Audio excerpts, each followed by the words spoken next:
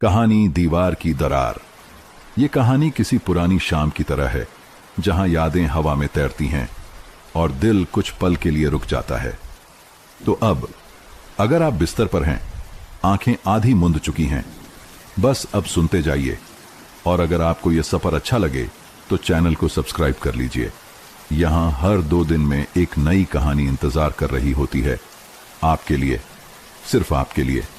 आपका एक छोटा सा लाइक, एक प्यारा सा कमेंट मुझे और कहानियां लाने की हिम्मत देता है। अब सांसें धीमी करिए, रोशनी हल्की कर दीजिए और चलिए इस कहानी की नरम धरती पर धीरे धीरे चलना शुरू करते हैं। गांव के किनारे बसे उस छोटे से घर में सुबह पहले चिड़ियों की चहचहाहट से जागती थी। कच्ची ईंटों से बना घर, जिस पर मिट्टी की परत थी और छत पर खपरेलें थीं, वह हर मौसम में अलग ढंग से आवाज करता था। कभी बारिश में टपकता, कभी गर्मी में तपता और कभी सर्दियों में धूप की तलाश में खुद ही सिमट जाता। उस घर में रहते थे गोविंद और कावेरी, पति पत्नी। एक ऐसा रिश्ता जो अब शब्दों से ज्यादा खामोशी से भरा था।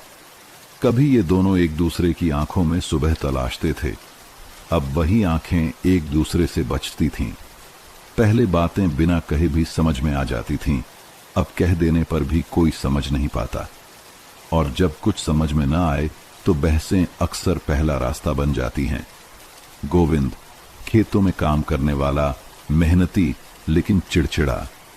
कावेरी घर संभालने वाली, शांत लेकिन थकी हुई। वे कभी झगड़ते नहीं थे क्योंकि वे नफरत करते थे, बल्कि इसलिए क्योंकि वे थक चुके थे समझाने से, थक चुके थे इंतजार करने से, थक चुके थे उस पहले वाले प्यार को तलाशते तलाशते जो अब धुंध बन गया था। उस दिन सुबह थोड़ी देर से हुई। गोविंद जब उठा तो कावेरी रसोई में पहले से थी। चूल्हे पर चाय रखी थी, लेकिन बात नहीं की थी। गोविंद ने अखबार उठाया जो 2 दिन पुराना था, और कागज की चुरमुराहट के साथ उसकी खामोशी घर में फैल गई। नमक खत्म हो गया है, कावेरी ने बिना देखे कहा। गोविंद ने बिना देखे जवाब दिया, तो खरीद लाओ। कभी जो बातें हंसी में बदलती थीं, अब तीर बन चुकी थीं। पैसे नहीं हैं, उसने धीरे से कहा। गोविंद उठा और बिना कुछ बोले बाहर चला गया। धूल उड़ती रही, कुत्ता पीछे भौंकता रहा, लेकिन भीतर एक अजीब सी चुप्पी लहर बनकर दीवारों से टकराती रही। वो दीवार जो रसोई और आंगन को बांटती थी, उसी पर एक महीन सी दरार पड़ी थी। अभी छोटी थी, बाल की रेखा जैसी। कावेरी ने उसे देखा, पल भर के लिए ठहर गई। तू भी सुन रही है ना? उसने दीवार से कहा, आधे तंज आधे दुख से। शाम को जब गोविंद वापस लौटा, उसकी धोती पर धूल और आंखों में थकावट थी। हाथ में कुछ नहीं था, कोई नमक नहीं, कोई शब्द नहीं। खाना बना है? हाँ। थाली परोसी गई बिना बात किए। चटनी थोड़ी तीखी थी। गोविंद ने ताना मारा, हर बार मिर्ची ज्यादा क्यों डालती हो? कावेरी ने न जवाब दिया न सफाई दी, बस थाली उठाकर चुपचाप रसोई में चली गई। रात को जब दोनों अपने अपने किनारे पर खाट पर लेटे थे, उनके बीच की दूरी जमीन की नहीं, मन की थी। बिल्कुल वैसी जैसी उस दीवार की दरार जो दिन ब दिन गहराती जा रही थी। कभी उस दीवार पर उन्होंने मिलकर गोविंद के हाथ से बनाई एक छोटी सी अलमारी लगाई थी, जिसमें हल्दी, धनिया और गुड़ रखा जाता था। आज वो अलमारी डीली हो चुकी थी, ठीक वैसे ही जैसे उनका रिश्ता। आधी रात को कावेरी उठी। उसने चुपचाप दीपक जलाया और हल्की लौ में दीवार को देखा। वो दरार अब थोड़ी और लंबी हो गई थी। उसने उंगलियों से उस रेखा को छुआ। कभी ये भी भर जाएगी, वो बुदबुदाई। फिर एक छोटा सा सफेद फूल, गेंदा, जिसे वो सुबह तुलसी के पास से तोड़ लाती थी, लेकर आई। धीरे से उसने वो फूल उस दरार में रख दिया, जैसे कोई मरहम लगा रहा हो। कोई देखने वाला नहीं था, बस वो दीवार थी, मौन, टूटी लेकिन गवाह। सुबह गोविंद उठा और बिना ध्यान दिए बाहर चला गया। कावेरी ने रसोई साफ की और फिर एक और फूल दरार में रख दिया। ये अब उसका रिवाज बन गया था। कोई पूजा नहीं, कोई प्रार्थना नहीं, बस एक फूल, उस दरार के नाम, एक प्रतीक, एक कोशिश, एक उम्मीद। कभी कभी रिश्ते पकते नहीं, बस पकाए जाते हैं, जैसे अधपकी रोटी, ऊपर से सख्त, अंदर से गीली। बात करें तो जलने का डर, चुप रहें तो कच्चा ही रह जाए। गोविंद और कावेरी का रिश्ता कुछ वैसा ही था, कच्चा और सख्त। हर दिन की शुरुआत जैसे एक पुराना रेडियो हो, जिसमें आवाज आने से पहले खरखराहट बजती हो। उस सुबह सूरज जरा देर से चढ़ा, लेकिन कावेरी हमेशा की तरह तुलसी में पानी डाल रही थी। उसके हाथों में वही गेंदा का फूल और आंखों में वही चुपचाप संकल्प। उसने फिर से दरार में फूल रखा। आज हल्का पीला रंग था। गोविंद आंगन में खड़ा बीड़ी सुलगा रहा था। उसकी निगाहें आसपास भटक रही थीं, लेकिन कभी उस दीवार तक नहीं गई जहां हर दिन एक फूल मुस्कुरा रहा था। अम्मा की दवाई खत्म हो रही है, कावेरी ने धीरे से कहा। मैं जानता हूं, गोविंद ने बीड़ी के कश के बीच में जवाब दिया। तो कब लाओगे? उसकी आवाज में आग्रह नहीं था, बस सूचना थी। काम है खेत में, दवाई की दुकान शहर में है, फुर्सत हो तो तू चली जा। उसके लहजे में झुंझलाहट थी। कावेरी ने कुछ नहीं कहा। शब्दों का यह लेन देन अब व्यापार जैसा बन गया था। भावनाएं नहीं थीं, सिर्फ जवाब। नमक नहीं है, ले आऊंगा। गैस खत्म हो गई है, चूल्हा तो है, छत टपकती है, बारिश में सबका घर भीगता है। इन वाक्यों में प्यार कहाँ था? कहाँ छुप गया था वो? तेरे लिए कुछ लाऊं? थक गई होगी, बैठ जा। आज तुझसे लड़ने का मन नहीं कर रहा। कहाँ थे वो सारे जज्बात? शाम को गांव में पंडित की बेटी की शादी की बात चल रही थी। आसपास के घरों से गीतों की धुन आ रही थी। महिलाएं हंस रही थीं, ढोलक की थाप दूर तक सुनाई दे रही थी। कावेरी आंगन में अकेली बैठी थी। उसकी गोदी में सब्जियां थीं, लेकिन उंगलियां चलते हुए भी रुकी रुकी सी थीं। गोविंद आकर बैठा, पर उससे दूर। उसने पूछे बिना ही कहा, महेंद्र की बेटी को 3 तोले सोना देंगे। पंडित का मान है गांव में, उसके लड़के को शहर में नौकरी है। कावेरी ने धीमे से पूछा, क्या मान बिना पैसों से नहीं आता? गोविंद ने तीखी नजर से देखा। तू हर बात में ताना क्यों मारती है? मैं ताना नहीं मारती। उसने आंखें नीची रखीं। सिर्फ सवाल पूछती हूं। सवाल औरतों का काम नहीं है, गोविंद ने कहा, जैसे कोई फैसला सुना रहा हो। रात को दोनों ने चुपचाप खाना खाया। बीच में थाली पड़ी थी, पर नजरों के बीच दूरी और भी बड़ी थी। सोते वक्त गोविंद ने करवट बदली। दीवार की दरार दिखी। उसे उस दरार में कुछ चमकता देखा। एक सफेद फूल। वो ठिठका, फूल यहां? उसने उठकर देखा। दीवार की दरार में सचमुच फूल था, ताजा, सुगंधित और बिल्कुल शांत। उसे कावेरी की आदत का पता नहीं था, पर उसने फूल को हटाया नहीं, बस देखा और कुछ देर तक देखता रहा। फिर वह लौटकर लेट गया, पर अब नींद थोड़ी देर से आई। अगले दिन फूल फिर था। गोविंद ने कुछ नहीं कहा, बस उसे देखा। कावेरी ने भी कुछ नहीं कहा, लेकिन उसकी आंखों में एक छोटा सा दीप जलता देखा। ऐसा दीप जो सिर्फ भीतर से रोशनी करता है। शब्द अब भी नहीं बदले थे। वो अब भी एक दूसरे से बहस कर लेते थे। सब्जी में नमक ज्यादा है, खुद बना लो। कपड़े ठीक से नहीं धोए, तुम्हारा पसीना ही ज्यादा है। लेकिन उन कच्चे संवादों के बीच एक दरार में फूलों की भाषा पनपने लगी थी।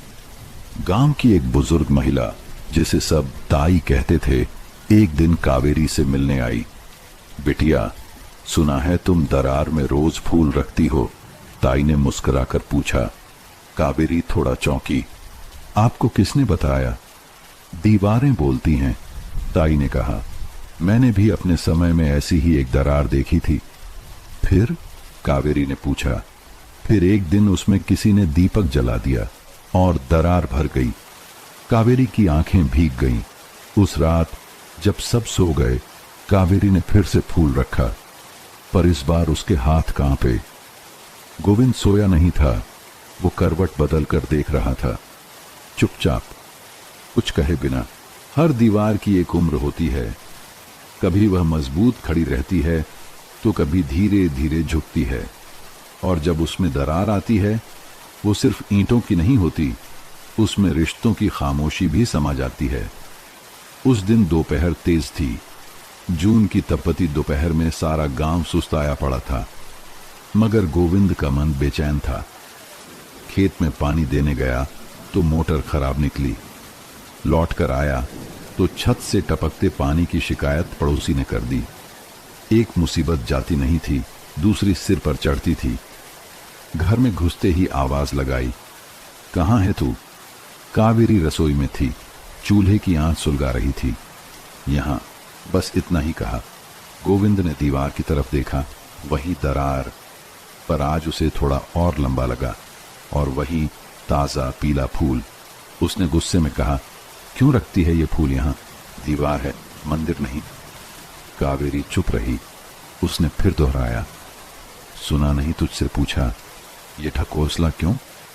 कावेरी ने बिना पलटे जवाब दिया, अगर दीवार दरकती है तो उसे फूल से ढकना कोई ढकोसला नहीं, मरहम है। गोविंद कुछ पल तक चुप रहा। शायद उसने ये उत्तर सोचा नहीं था। शायद उसे उम्मीद थी कि कावेरी डर जाएगी या चुप हो जाएगी, पर उसके जवाब में कोई डर नहीं था, बस सच्चाई थी। अगली सुबह गांव के एक कोने से खबर आई, महेश काका की पत्नी घर छोड़कर चली गई थी। वजह, रोज की मारपीट और बेइज्जती। गांव में गुट बन गए थे, कोई काका की तरफ था, कोई बहू की। चबूतरे पर बैठे मर्द बातें कर रहे थे, औरत को सहना चाहिए। अब ये भी मुंह लगाने लगी हैं। गोविंद भी वहीं बैठा था, पर आज पहली बार वो चुप था। उसके भीतर कुछ खटक रहा था, क्या कावेरी भी कभी? वो घर लौटा। दरवाजे पर ताला नहीं था। कावेरी तुलसी के पास बैठी कुछ बीन रही थी। चेहरे पर कोई शिकन नहीं, पर न मुस्कान भी नहीं। गोविंद चुपचाप भीतर गया। उसने दीवार को देखा, अब दरार छत की तरफ फैल चुकी थी। वो अब सिर्फ आंखों से दिखने वाली रेखा नहीं, बल्कि उस घर की आवाज बन गई थी, हर चीज में गूंजती हुई। गोविंद ने दीवार को छुआ, ईंटें थोड़ी टीली थीं। उसने खुद से बुदबुदाकर कहा, अब इसे मरम्मत कराना पड़ेगा। कावेरी ने सुना, पर चुप रही। रात को जब दोनों अपने अपने पलों में उलझे थे, एक झोंका आया, दरार से मिट्टी झड़ने लगी। गोविंद ने उठकर दिया जलाया। कावेरी ने चौंक कर देखा, क्या हुआ? दरार से धूल गिर रही थी। उसने कहा, तो दिया क्यों जलाया? गोविंद ने कुछ नहीं कहा। धीरे से वह दीवार के पास गया जहां हर दिन एक फूल रखा जाता था। उसने दिया वहीं रखा, और पहली बार दीवार की दरार में रोशनी गई। कावेरी स्तब्ध रह गई। उसने कुछ कहा नहीं, पर आंखें भर आईं। उस दीपक की लौ बड़ी नहीं थी, पर उसमें दो थके दिलों की सिसकी थी और दो रूहों की कोशिश। रिश्ते जब चुप हो जाते हैं तो शब्दों की जगह इशारे बोलते हैं, और जब इशारे भी थक जाए तब फूल बोलते हैं। उस रात दीवार में रखा दीपक देर तक जलता रहा। छोटी सी लौ धीरे धीरे थरथराती रही, जैसे हर एक पल में कुछ कह रही हो, शब्दों के बिना। कावेरी दीवार के पास बैठी रही। उसके पास कुछ कहने को नहीं था, पर उस चुप्पी में एक मीठा कंपन था। गोविंद पहली बार देर रात तक जागा। वो उस दीपक की लौ को देखता रहा। फूल अब जलती रोशनी में और भी चमक रहा था। सुबह कावेरी उठी तो देखा दीप बुझ चुका था, पर उसकी महक अब भी दीवार के आसपास तैर रही थी। गोविंद चुपचाप आंगन में बैठा था। उसके पास 2 कप चाय रखी थी। कावेरी चौंकी। उसके लिए चाय? बैठो। उसने सिर्फ इतना कहा। कावेरी बैठी और कप उठाया। चाय कुछ ज्यादा मीठी थी, ज्यादा चीनी हो गई। गोविंद बोला, सिर नीचा किए। कोई बात नहीं, कावेरी ने धीरे से कहा। मिठास कभी जरूरी हो ही जाती है। दोनों हल्का सा मुस्कुराए। उस दिन कावेरी फूल नहीं लाई। वो देखना चाहती थी, क्या अब कोई और लाएगा? गोविंद ने देखा, फूल गायब है। उसने चुपचाप तुलसी से एक गेंदा तोड़ा, धीरे से दीवार की दरार में रखा। कावेरी रसोई में थी, लेकिन उसकी आंखें उस दीवार पर थीं।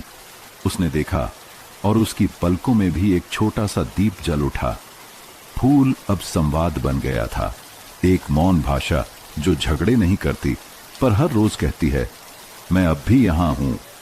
अब रोज कभी कावेरी फूल रखती तो कभी गोविंद, और कुछ दिनों में दोनों एक साथ फूल लेकर आ जाते।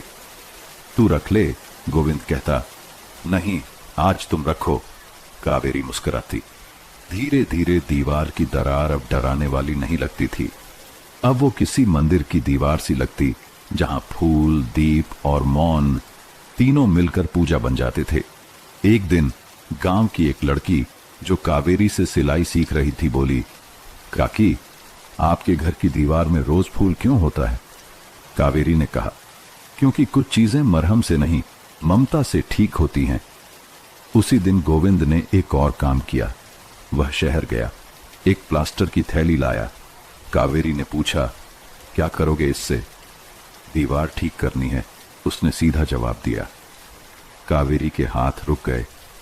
तो फिर फूल कहां रखेंगे? गोविंद ठहर गया, फिर बोला, दीवार तो भर जाएगी, पर उस जगह एक छोटी सी खांचा छोड़ दूंगा फूल रखने के लिए। कावेरी की आंखें भीग गईं, ताकि अगर कभी दरार दिखे भी तो उसमें हमेशा कुछ सुंदर रखा जा सके। हर रिश्ते की दरार सिर्फ हालात से नहीं बनती, कभी कभी वो उन छोटी बातों से बनती है जो कहनी चाहिए थी पर रह गईं। गांव में सावन आ चुका था। आंगन में तुलसी के पास से भीनी मिट्टी की खुशबू उठ रही थी। बारिश की फुहारों से दीवार भी गीली थी, मगर उसमें बनी छोटी सी खांचा अब भी फूल से भरी थी। एक दिन गोविंद दीवार के पास बैठा था, हाथ में कुदाल नहीं बल्कि पुराना लकड़ी का बक्सा। उस बक्से में पुराने कागज थे, कुछ रसीदें, कुछ चिट्ठियां और एक लाल धागे से बंधी पुरानी तस्वीर। तस्वीर में कावेरी और गोविंद साथ बैठे थे। शादी के 2 साल बाद की तस्वीर थी। पीछे आम का पेड़ था और दोनों की आंखों में सपने थे। कावेरी वहीं पास में बैठी थी, सब्जी काटते हुए। उसने तस्वीर देखी, मुस्कुराई और फिर कहा, याद है ये फोटो जब खिंचवाई थी तो तुम हंसने को तैयार नहीं थे? गोविंद भी हल्के से मुस्कुराया, क्योंकि सामने कैमरा नहीं, तुम्हारे मामा खड़े थे। कावेरी हंसी, खुलकर, सादगी से। शायद महीनों बाद उस हंसी ने कुछ दरवाजे खोले। दोनों ने बातें शुरू की, धीरे धीरे, कच्चे पलों को पक्का करने के लिए। याद है जब पहली बार तुमने खाना जलाया था और तुमने बिना कुछ कहे पूरा खा लिया था? फिर रात भर बीमार भी हो गए थे, पर कुछ नहीं बोले थे। उस वक्त मैं तुमसे डरती थी। मैं भी, गोविंद ने कहा, मैं भी खुद से डरता था। फिर एक लंबा मौन। फिर कावेरी ने कहा, गोविंद, हमें कभी समझ नहीं आया कि बात करने से चीजें बिगड़ती नहीं बल्कि संभलती हैं। गोविंद ने पहली बार किसी बात पर सिर झुकाकर हामी भरी। दरारें सिर्फ दीवारों में नहीं थीं, वो दिल में थीं, यादों में थीं, और सबसे ज्यादा उन बातों में जो रह गई थी। जैसे, मैं थक गई हूं, तू सही कह रही है, मुझे डर लगता है जब तू गुस्से में होता है, तू सबसे ज्यादा अपनी मां की तरह लगती है, मैं अब भी तुझे उसी तरह देखता हूं जैसे पहले दिन। कभी कभी इन बातों को कह देने से न कोई दीवार गिरती है, न इज्जत कम होती है, बल्कि कुछ टूटता है। तो वो होता है मौन का वजन। उस रात कावेरी ने फिर से दीवार के पास एक फूल रखा, इस बार साथ में एक छोटी पर्ची भी। पर्ची पर सिर्फ एक पंक्ति थी, जो रह गया था वो अब कह रही हूं, मैं अब भी तुम्हें चाहती हूं। गोविंद ने पढ़ा और पर्ची को वहीं रहने दिया। और अगली सुबह जब कावेरी वहां गई तो उस पर्ची के नीचे एक और पर्ची रखी थी, और मैं अब भी वही हूं जो कभी सिर्फ तुझे देखकर मुस्कुराता था। गांव छोटा हो तो बातें बड़ी बनती हैं। हर घर की दीवार से परछाइयां निकलती हैं जो दूसरे घरों की छतों तक जाती हैं। गोविंद और कावेरी के घर में अब चुप्पियां टूट रही थीं। फूल मुस्कुरा रहे थे और दीवार की दरार में धीरे धीरे रोशनी उतर रही थी। पर गांव की नजरें अब उस दरार पर नहीं, उस फूल और दीपक पर थीं। पड़ोसी मालती चाची एक दिन अपने आंगन में खड़ी थीं। उन्होंने अपनी बहू से कहा, अब तो रोज दीपक जलता है उस दरार में, कोई टोना टोटका ना हो। या फिर बहू ने धीमे से कहा, दोनों फिर से एक दूजे की तरफ देखना शुरू कर रहे हैं। मालती चाची ने आंखें सिकोड़ लीं। देखना है कितने दिन टिकेगा ये नाटक। गांव के चबूतरे पर भी चर्चा शुरू हो चुकी थी। गोविंद तो पहले झगड़ालू था, अब चुपचाप रहता है। कावेरी भी अब मेले में आई थी, मुस्कुरा रही थी। कहते हैं उनके घर की दीवार में रोज फूल रखा जाता है। दीवार है या मंदिर? गांव वालों की परछाइयां अब उनके घर में घुसने लगी थीं। एक दिन कावेरी मंदिर गई। वहां दो औरतें आपस में धीमे स्वर में फुसफुसा रही थीं। देख, वही है ना दीवार वाली बहू? हाँ, लगता है पगला गई है। नहीं रे, सुना है अब गोविंद बदल गया है, बहुत सीधे से रहता है। कावेरी ने सब सुन लिया। उसने कुछ नहीं कहा, बस सामने खड़ी काली मां की मूर्ति को देखा और मन ही मन बुदबुदाई, अगर सच्चा बदलाव दिखता है तो डर कैसा। उस दिन शाम को गोविंद ने पास आकर पूछा, तेरा मूड ठीक नहीं लग रहा, कुछ हुआ? कावेरी ने कहा, गांव वालों की बातें अब घर के अंदर तक आने लगी हैं। गोविंद मुस्कुराया, तो आने दो।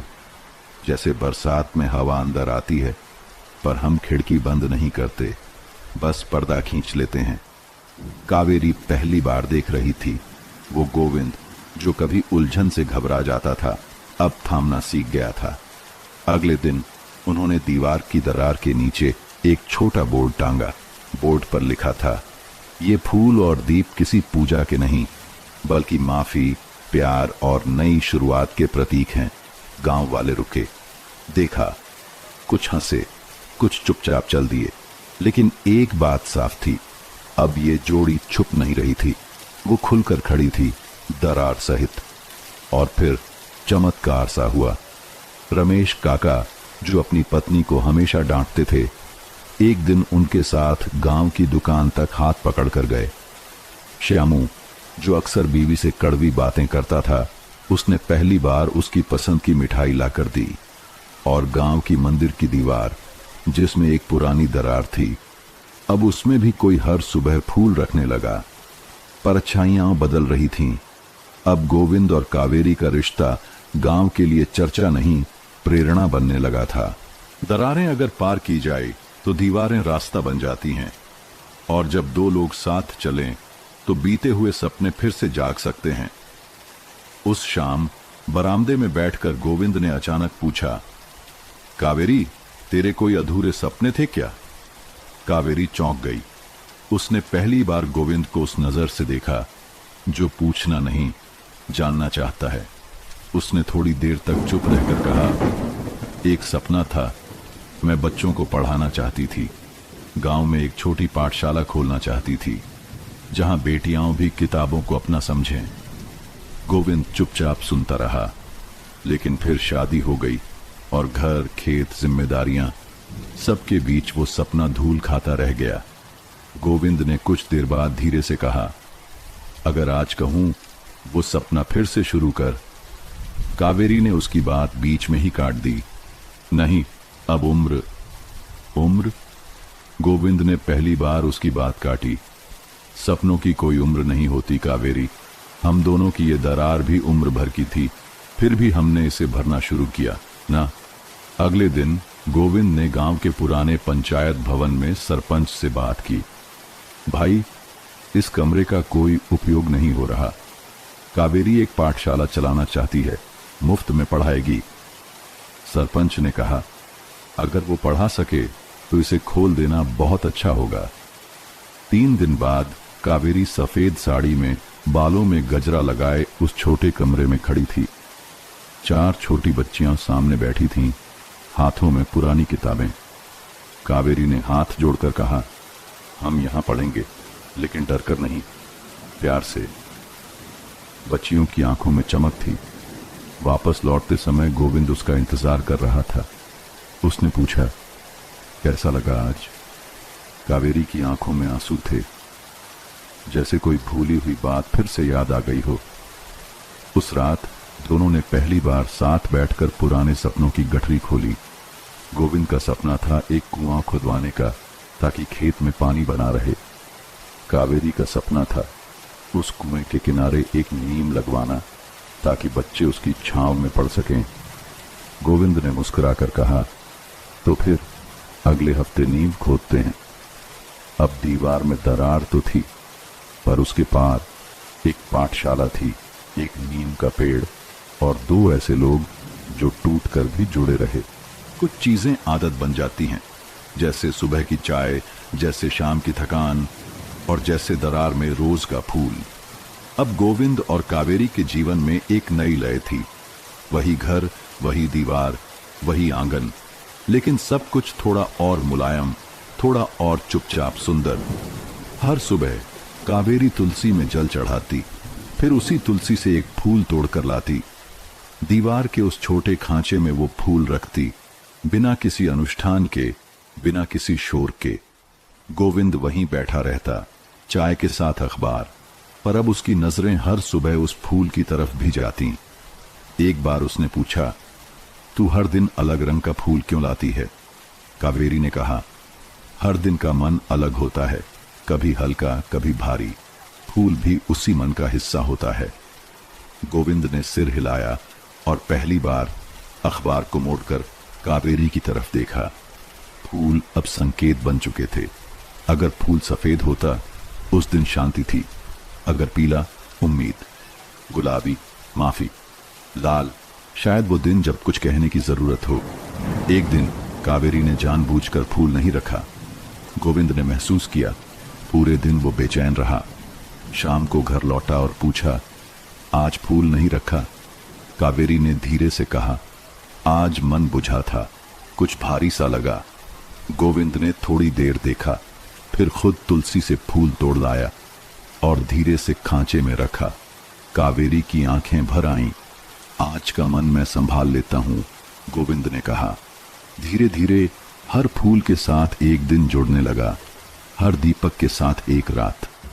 रिश्ता अब कोई जबरन निभाया गया बंधन नहीं था, बल्कि रोज रचे जाने वाला रिवाज था। एक सुबह गांव की लड़की रेखा, जो पाठशाला में पढ़ने आती थी, कहने लगी, काकी, ये दीवार वाली पूजा हमारे घर में भी शुरू हो गई है। माँ हर सुबह एक फूल रखती हैं, पापा अब ज्यादा गुस्सा नहीं करते। कावेरी हंसी, फिर रेखा के सिर पर हाथ फेरा।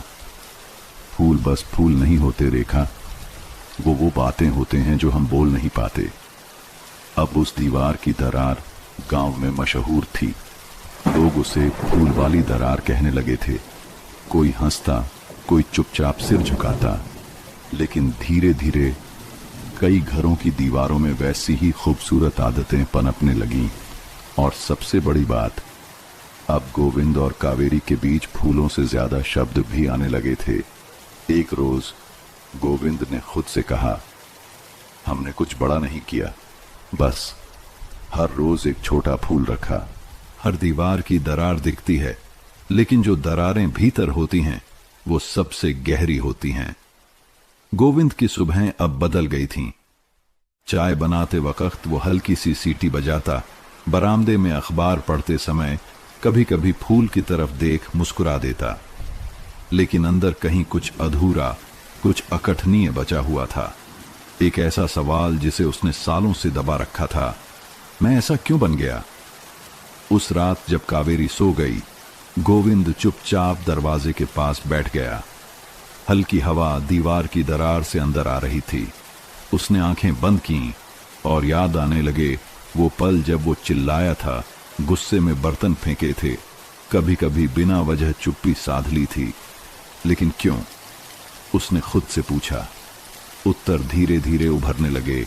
पिता की बेरुखी, खेतों की हार, बेटे की पढ़ाई छुड़ानी पड़ी, मां की चुप मृत्यु, इन सब का बोझ उसने कभी बांटा ही नहीं।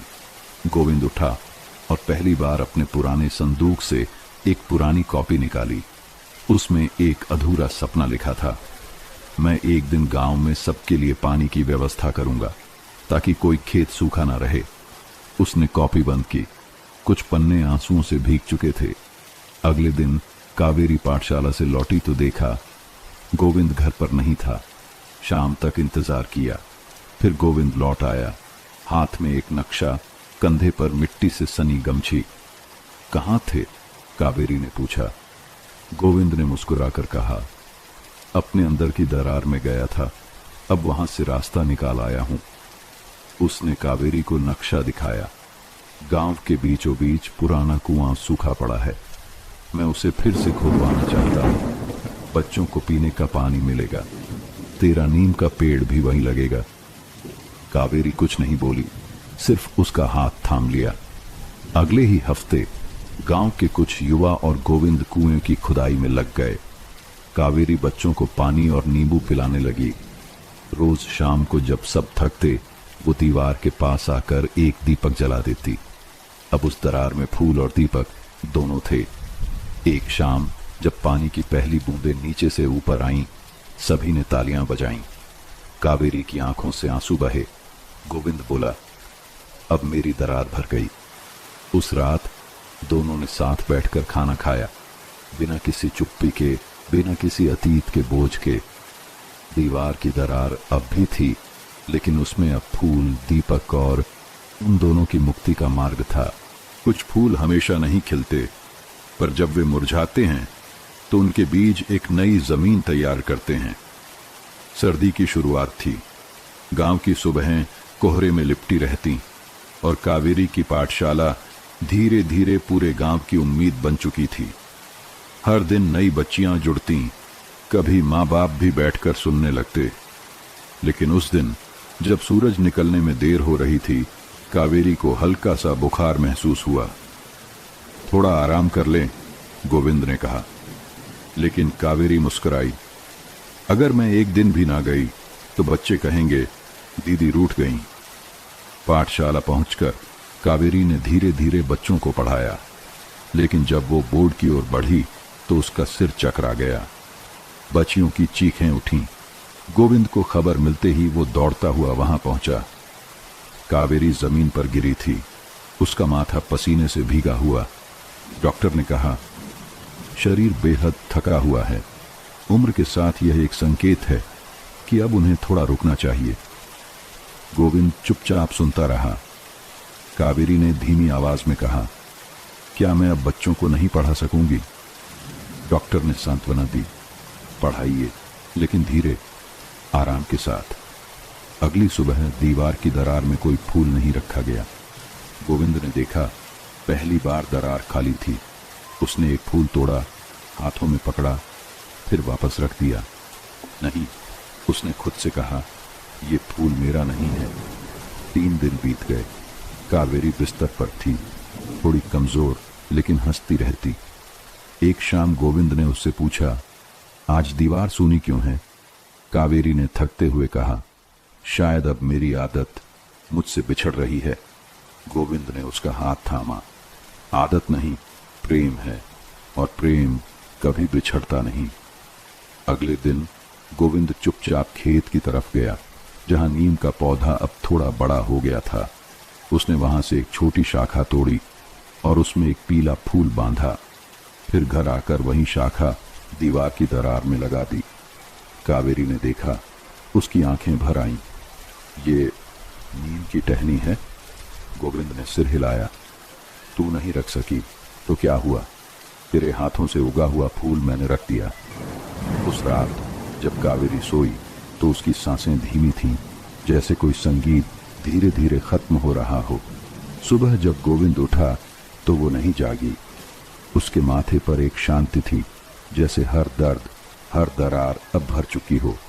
गांव भर में शोक की लहर थी। बच्चियां हाथ में किताबें लेकर शांत होकर बैठी रहीं। गोविंद ने वही पीला फूल उसके हाथों में रख दिया। फिर दीवार की दरार की ओर देखा। उसने धीरे से दीपक जलाया और कहा, आज ये फूल आखिरी नहीं है कावेरी, तू तो अब हर बच्चे की किताब में जिंदा है।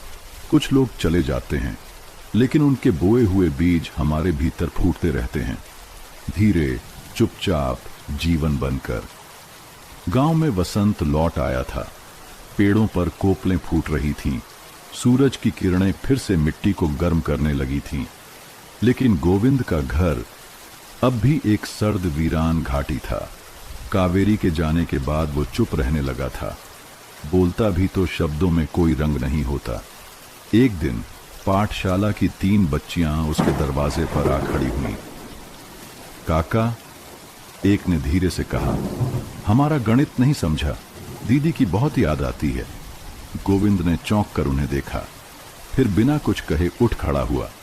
कावेरी की पुरानी कॉपियां निकाली और बोला, आज से पढ़ाई फिर शुरू। हर शाम वो बच्चियों को घर बुलाता, दीवार की दरार के पास बैठाता और वहीं उन्हें पढ़ाता। धीरे धीरे वो कोना फिर से जीने लगा। वही दरार जहां कभी फूल रखे जाते थे, अब दियों के साथ बच्चों की हंसी भी रखी जाती। गोविंद को एहसास हुआ, कावेरी का प्रेम सिर्फ उसके लिए नहीं था, वो हर उस बच्चे के लिए थी जो जीवन से उजाले की तलाश करता है। एक दिन गांव की पंचायत का मुखिया उससे मिलने आया। हम सोच रहे हैं, मुखिया ने कहा, कावेरी दीदी की याद में एक बड़ी पाठशाला बनवाई जाए। आप उसका संचालन करेंगे? गोविंद चुप रहा। उसने दरार की ओर देखा, फिर बोला, अगर वो दीवार वहां हो तो मैं करूंगा। मुखिया मुस्कुरा पड़ा। कुछ महीने बाद गोविंद के आंगन में एक छोटी सी इमारत बनी, जिसकी दीवार में एक जानबूझकर छोड़ी गई दरार थी। हर सुबह बच्चे पढ़ने आते और एक एक फूल उस दरार में रख जाते। किसी की मां कहती, ये मेरी बेटी ने रखा है, कावेरी दीदी को धन्यवाद देने के लिए। दीवार की दरार अब एक परंपरा बन गई थी। वो अब टूटन की नहीं, बल्कि जोड़ने की निशानी थी। गोविंद ने एक दिन खुद से कहा, तेरा बोया हुआ हर बीज कावेरी अब खिल रहा है। मैं बस देख रहा हूं तेरे फूलों की बगिया को तेरी रोशनी में पलते हुए। कुछ दीवारें बस पत्थर की नहीं होती, वे कहानियां संजोती हैं। जो दरार कल दुख की थी, वही आज आशा की आवाज बन गई है। पाठशाला अब खुल चुकी थी। नाम रखा गया, कावेरी ज्ञान केंद्र। और उसकी सबसे खास बात थी वो पुरानी दीवार, जिसकी एक कोने में दरार थी, जिसे अब सब फूल वाली दीवार कहते थे। हर बच्चा जब स्कूल आता तो दरार में एक फूल रखता। ये अब एक रिवाज बन चुका था। शुरू में शिक्षक हंसते थे, फिर उन्होंने भी इसमें एक अपनापन पाया। एक दिन एक बच्चा बोला, दीवार फूल खा जाती है क्या? शिक्षक मुस्कुराया, नहीं बेटा, वो उन्हें अपने सीने में संजोती है, जैसे मां अपने बच्चों की बातों को। बच्चा बोला, तो दीवार भी मां है? उस दिन से सभी बच्चे उसे कावेरी मां की दीवार कहने लगे। दरार में अब सिर्फ फूल नहीं आते थे, बल्कि चिट्ठियां भी रखी जाती थीं। आज पहली बार अच्छे नंबर आए, दीदी धन्यवाद। मुझे डर लगता है, लेकिन आप हो ना। मां कहती हैं आप स्वर्ग में हो, वहां से देखना मुझे। गोविंद हर हफ्ते वो चिट्ठियां पढ़ता, कभी हंसता, कभी रोता, और फिर उन्हें एक बड़ी डायरी में चिपकाता। उस डायरी का नाम था दीवार की आवाजें। एक दिन एक बड़ा अधिकारी गांव आया। उसने स्कूल देखा, फूलों से भरी दीवार देखी और हंसकर कहा, ये क्या बचपना है, स्कूल को गंभीर रखो। बच्चे चुप हो गए, लेकिन गोविंद ने कहा, अगर ये दीवार ना होती तो ना मैं होता, ना ये पाठशाला। ये दीवार तो वो है जिसने हमें सिखाया कैसे टूटकर भी जोड़ा जा सकता है। वो अधिकारी चुपचाप चला गया और उसी शाम उसने एक गुलाब का फूल दरार में रख दिया। अब दीवार सिर्फ बच्चों की नहीं थी, उसमें गांव की औरतें अपना दुख रखती, किसान अपनी उम्मीद, बुजुर्ग अपनी दुआ। दीवार में हर दिन एक नया फूल, एक नई कहानी जुड़ती। गोविंद ने लिखा, ये दरार कभी चुप थी, आज बोलती है, और जब कोई नहीं सुनता तब भी ये फूलों से कह देती है सब कुछ। एक बच्ची जिसका नाम छोटी कावेरी था, हर दिन सबसे पहला फूल रखती। जब उससे पूछा गया, तू ऐसा क्यों करती है, उसने कहा, मैं चाहती हूं मेरा फूल सबसे पहले पहुंचे कावेरी मां के पास। अंत में गोविंद अब बूढ़ा हो गया था। कमर झुक गई थी, लेकिन उसकी आंखें हर सुबह उस दीवार पर रुकती थीं, जैसे किसी पुराने मित्र से मिलने जा रहा हो। उसने दीवार से कहा, तेरे भीतर अब 100 फूल हैं, हजारों चिट्ठियां और अनगिनत कहानियां। अब तू खुद एक किताब बन गई है। कुछ कहानियां किताबों में नहीं मिलती, वो दीवारों पर फूल बनकर उगती हैं और पीढ़ियों तक महकती हैं। वर्षों बीत चुके थे। कावेरी ज्ञान केंद्र अब गांव का सबसे प्यारा स्थान बन चुका था। गोविंद बूढ़ा हो गया था। उसकी चाल धीमी, लेकिन दीवार के पास जाते समय उसके कदमों में अब भी वही श्रद्धा होती थी, जैसे पहली बार किसी मंदिर में प्रवेश कर रहा हो। एक सुबह गोविंद स्कूल के आंगन में बैठा था, दरार की ओर एकटक देखता। उसके पास एक लड़की आई, छोटी कावेरी। अब वो 16 की हो गई थी। आंखों में वही चमक जो कभी कावेरी की आंखों में हुआ करती थी। उसने धीरे से कहा, गुरुजी, अब आप थक गए हैं, आपकी जगह कोई लेना होगा। गोविंद ने उसकी ओर देखा, मुस्कुराया। तू तैयार है? लड़की ने सिर हिलाया और फिर अपने दुपट्टे में से एक फूल निकाला, वही पहला फूल जो उसने 7 साल की उम्र में रखा था। मैं तब से तैयार हूं, उसने कहा। और उसी दिन गांव के सामने गोविंद ने घोषणा की, अब से छोटी कावेरी ही इस पाठशाला की प्रमुख होगी। कुछ लोग चौंके, कुछ ने कहा, अभी बच्ची है।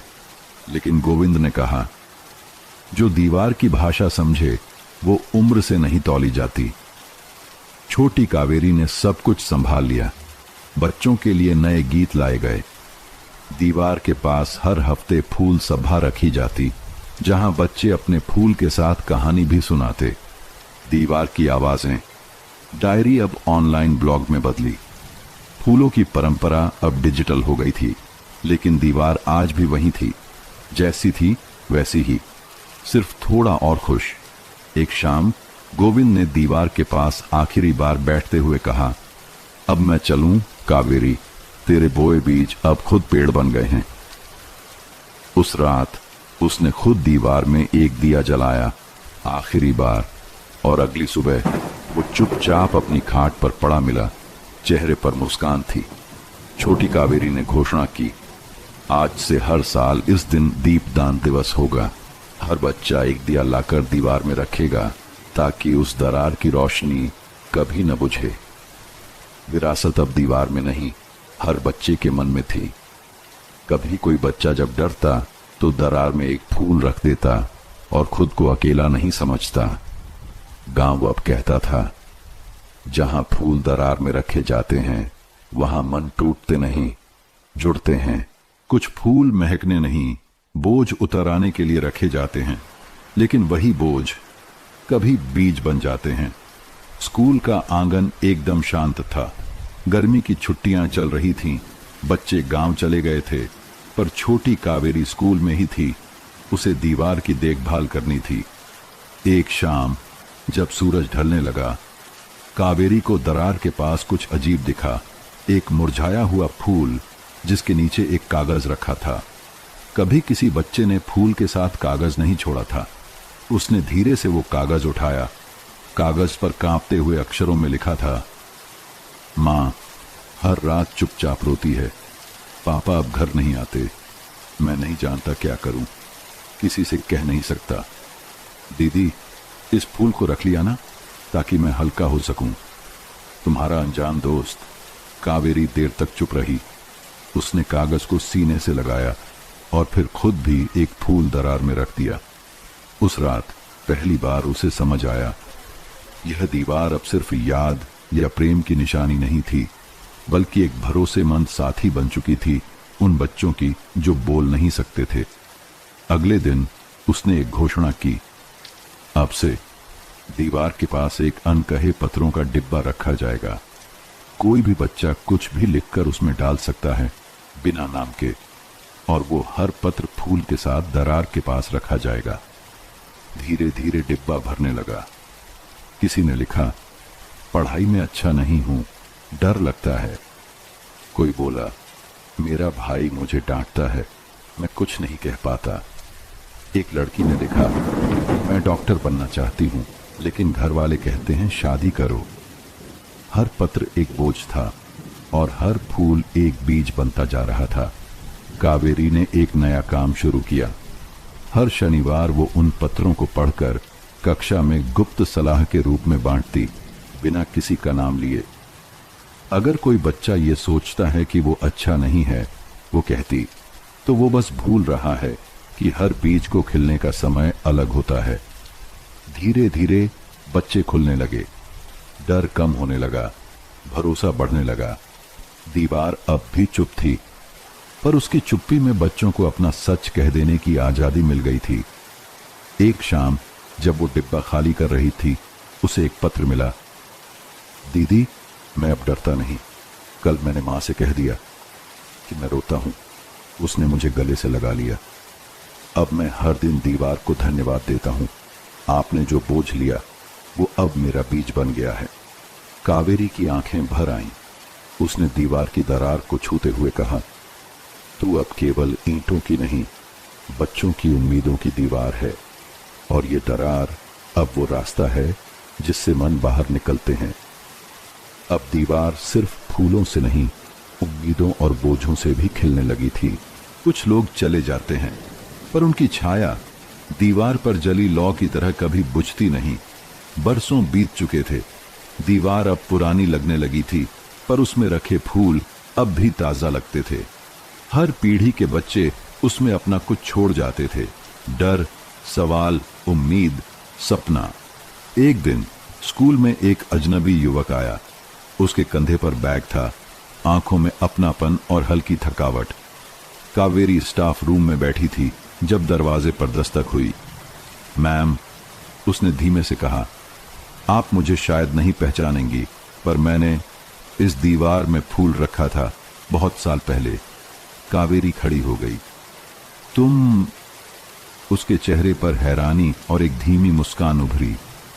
हाँ, मैं वही लड़का हूं जिसने लिखा था, मां हर रात चुपचाप रोती है। कमरा कुछ पलों के लिए चुप हो गया। फिर उसने आगे कहा, अब मैं मनोविज्ञान में मास्टर्स कर चुका हूं और मैं गांव लौट आया हूं। यहीं स्कूल में काम करना चाहता हूं। दीवार की वजह से ही मैं आज यहां हूं। कावेरी की आंखें भर आईं। ये दीवार सच में जलती रही सबके अंदर। अगले हफ्ते स्कूल में एक सुनो समझो संवेदना केंद्र शुरू हुआ। उस युवक ने वहां बच्चों से बात करना शुरू किया। हर हफ्ते वो एक कहानी सुनाता, कभी डर की, कभी साहस की, और बच्चों को बोलने की जगह देता। पर दीवार अब भी वही थी। वो युवक हर शाम एक दीपक उस दरार में रख देता। क्यों दीपक? कावेरी ने एक दिन पूछा। वो मुस्कुराया। क्योंकि जब मैं छोटा था मुझे कभी रास्ता दिखता नहीं था। अब मैं चाहता हूं कि किसी और को अंधेरे में अकेला न रहना पड़े। धीरे धीरे दीवार दो प्रतीकों की घर बन गई, फूल और दीपक। फूल वो जो भीतर छुपा है, नाजुक लेकिन सच्चा। दीपक वो जो बाहर उजाला करता है, राह दिखाता है। एक शाम एक बच्चा बोला, दीदी, क्या मैं भी दीपक जला सकता हूं? कावेरी मुस्काई। जरूर, अब ये दीपक तुम सबका है और ये दीवार भी। अब दीवार की दरार कोई कमजोरी नहीं थी। वो एक दरवाजा बन गई थी जहां हर बच्चा अपने सच के साथ खड़ा हो सकता था, बिना डर, बिना शर्म। कहानी के अंत में एक नई दीवार बनने लगी स्कूल में, साफ, बिना दरार की। किसी ने पूछा, पुरानी दीवार को हटाओगे? कावेरी बोली, नहीं, कुछ दरारें हटती नहीं, वो इतिहास बनती हैं। दीवार की दरार अब कोई नुक्स नहीं थी, वो एक गवाह थी उस प्रेम, साहस और परिवर्तन की जो चुपचाप रोज रोज फूल और दीपक से फूटा। हमारी दूसरी कहानी, अधूरी वसीयत। माधोपुर की हवेली हमेशा से ही डर और रुतबे का मिश्रण रही थी। शाम ढलते ही हर कोई अपने अपने घरों की ओर खिंच जाता था, क्योंकि ठाकुर हरिनाथ सिंह की हवेली से एक अलग किस्म की खामोशी बाहर दिसती थी, एक भारीपन लिए, जैसे वहां समय भी धीमे चलता हो। ठाकुर हरिनाथ सिंह 82 वर्ष के एक सख्त लेकिन न्यायप्रिय व्यक्ति माने जाते थे। उनका साम्राज्य खेतों, जमीनों और संपत्तियों से भरा हुआ था, लेकिन उनका दिल बहुत सालों से सूखा पड़ा था। बेटा एक सड़क हादसे में मारा गया था और बहू ने खुद को दुनिया से काट लिया था। बस पोता था विक्रम सिंह, जिसे उन्होंने पढ़ाई के लिए शहर भेजा था और जो अब सालों से लौटा नहीं था। लेकिन उस सुबह कुछ अलग था। ठाकुर साहब नहीं उठे आज? नौकर दौड़ता हुआ आया। डॉक्टर बुलाया गया। सांसें रुकी हुई थीं, पसीने की कुछ बूंदें माथे पर जमी थीं। मौत चुपचाप आई थी, लेकिन शायद जल्दी नहीं गई।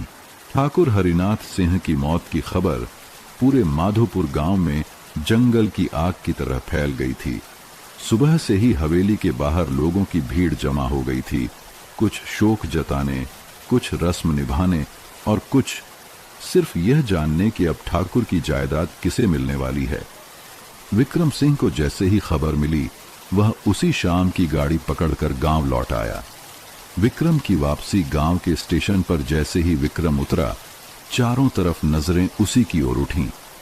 8 साल बाद वो वापस लौटा था, बदला हुआ, थका हुआ और आंखों में सवाल लिए। हवेली पहुंचते ही उसने दरवाजे पर कुछ पल रुककर देखा। दीवारों पर वक्त की धूल थी और आंगन की हवा में अजनबीपन। विक्रम ने बुजुर्ग नौकर रामविलास से पूछा, दादाजी ने कुछ कहा था आखिरी वक्त में? रामविलास ने सर हिलाया, कुछ नहीं, बस रात को बहुत बेचैन थे, कुछ लिख रहे थे शायद, लेकिन हमने नहीं देखा क्या था वो। वसीयत का दिन तीसरे दिन ठाकुर की 13वीं के बाद गांव के वकील मिश्रा जी हवेली में सबको इकट्ठा करते हैं। कमरे में उपस्थित कुसुम देवी, ठाकुर की बहू, उनका बेटा अर्जुन विक्रम, कुछ परिवार के दूर के रिश्तेदार, गांव के 2 गवाह मिश्रा जी ने एक पुरानी फाइल टेबल पर रखी और गंभीर स्वर में बोले, यह ठाकुर हरिनाथ सिंह की लिखित वसीयत है जो उन्होंने पिछले महीने मुझे सौंपी थी। सभी की सांसें थम गईं। मिश्रा जी पढ़ने लगे, मैं हरिनाथ सिंह, पुत्र स्वर्गीय रणवीर सिंह, यह घोषणा करता हूं कि मेरी संपत्ति का वारिस, एक लंबा विराम, विक्रम सिंह नहीं होगा।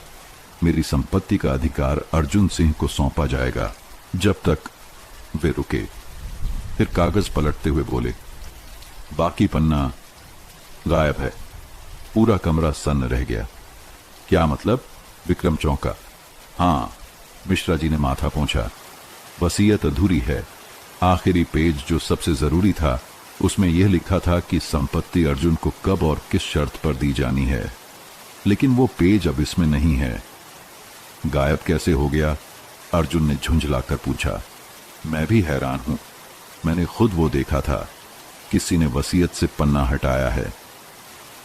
अगली सुबह अभी वसीयत की चर्चा ही गांव में गर्म थी कि अगली सुबह एक और सनसनी फैल गई। वकील मिश्रा लापता थे। उनका घर खुला था, दस्तावेज बिखरे हुए थे, लेकिन वे कहीं नहीं थे। पुलिस आई, गांव वालों से पूछताछ की, लेकिन कोई सुराग नहीं। विक्रम का दिमाग अब सन्नाटे में नहीं, साजिश के बीच घूमने लगा था। दादाजी की मौत, अधूरी वसीयत और अब वकील की गुमशुदगी, ये कोई इत्तेफाक नहीं हो सकता। उसने मन ही मन फैसला किया, वह सच का पीछा करेगा, चाहे इसके लिए उसे अपने ही परिवार के खिलाफ क्यों न जाना पड़े। विक्रम उस रात ठीक से सो नहीं सका। वकील मिश्रा की गुमशुदगी ने उसके मन में एक तूफान खड़ा कर दिया था। वह जानता था कि दादाजी की वसीयत में ऐसा कुछ जरूर था जिसे किसी ने जानबूझकर छुपाया है। अगली सुबह वह अकेला अपने दादाजी के कमरे की ओर बढ़ा। वह कमरा अब भी वैसा ही था जैसे ठाकुर हरिनाथ ने छोड़ा था। सलीके से रखी किताबें, एक पुराना तंबाकू का डिब्बा, दीवार पर बंदूक और कोने में लकड़ी का एक भारी संदूक। पुराना संदूक, विक्रम ने संदूक की ओर देखा। वह हमेशा बंद रहता था और दादाजी उस पर कभी किसी को हाथ नहीं लगाने देते थे। उसने धीरे से संदूक खोला। भीतर कुछ कपड़े, कुछ कागजात और एक लाल मखमली थैली थी। थैली में एक चिट्ठी थी, अधजली। उसके किनारे राख से सने थे। विक्रम ने ध्यान से पढ़ना शुरू किया। अगर ये पत्र किसी गलत हाथ में गया तो बहुत कुछ बदल सकता है। अर्जुन को उत्तराधिकारी बनाने का निर्णय मेरे मन की शांति को छीन रहा है। लेकिन सच तो यह है कि विक्रम ही। यहीं पत्र जल गया था। विक्रम की धड़कन तेज हो गई। दादाजी शायद अपना निर्णय बदल रहे थे, लेकिन किसी ने यह पत्र जलाया। नक्शा और छुपा हुआ कोना पत्र के नीचे एक पुराना कागज था, गांव की जमीनों का नक्शा।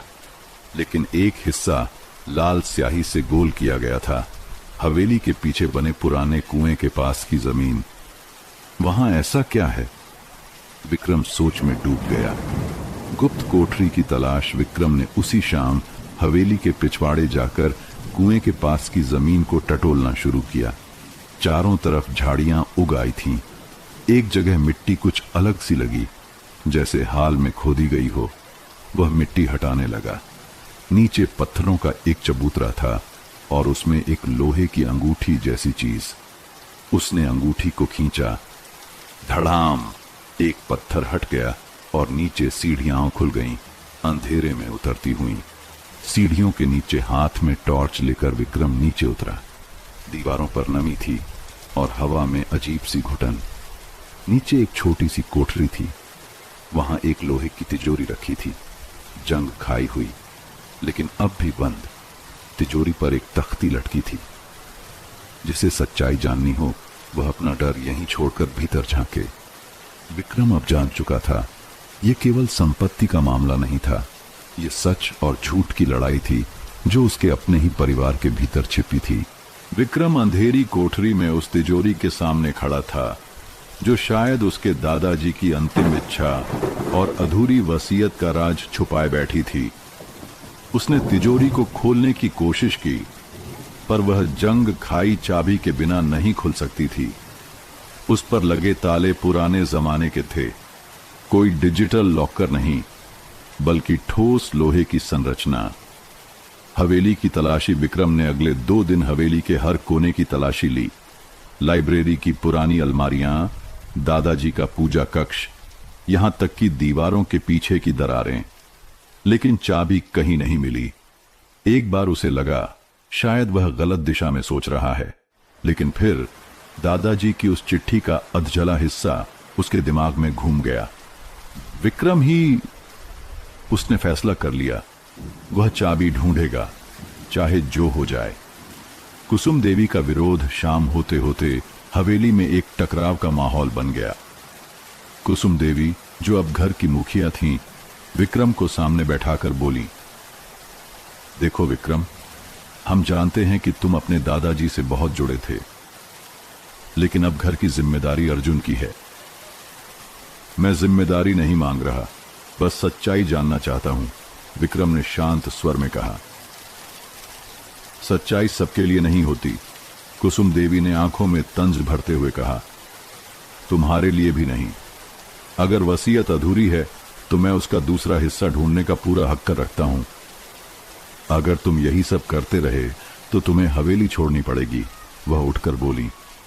पुरानी डायरी। उसी रात विक्रम अपने दादाजी की किताबों की अलमारी से कुछ पुराने दस्तावेज निकाल रहा था। तभी एक पुरानी डायरी उसके हाथ लगी, हरिनाथ सिंह की निजी डायरी। उसने जल्दी से उसके पन्ने पलटने शुरू किए। एक पृष्ठ पर कुछ गाढ़ी लिखावट में लिखा था, मैंने तिजोरी की चाबी वहीं छुपाई है जहां मैंने अपने सबसे कीमती पल बिताए थे, वहां जहां सूरज सबसे पहले मेरी आंखों में उतरता था। विक्रम ने किताब बंद की। सूरज सबसे पहले, वह बुदबुदाया। तुरंत उसके जहन में एक तस्वीर कौंधी, हवेली की छत पर बनी छोटी सी चौकी जहां दादाजी हर सुबह बैठकर पूजा करते थे। छत पर सुराग। सुबह सुबह विक्रम छत पर पहुंचा। हवा में हल्की ठंडक थी और सूरज की पहली किरणें छत की फर्श को छू रही थीं। वह पूजा की चौकी के नीचे बैठा। एक ईंट कुछ ढीली लग रही थी। उसने हाथ से ईंट निकाली और अंदर से एक छोटा सा टीन का डिब्बा निकला। डिब्बे के अंदर एक जंग खाई चाबी थी। मिल गई। विक्रम के होंठों पर हल्की मुस्कान आई। अब उसके पास तिजोरी खोलने की चाबी थी, लेकिन वो नहीं जानता था कि तिजोरी के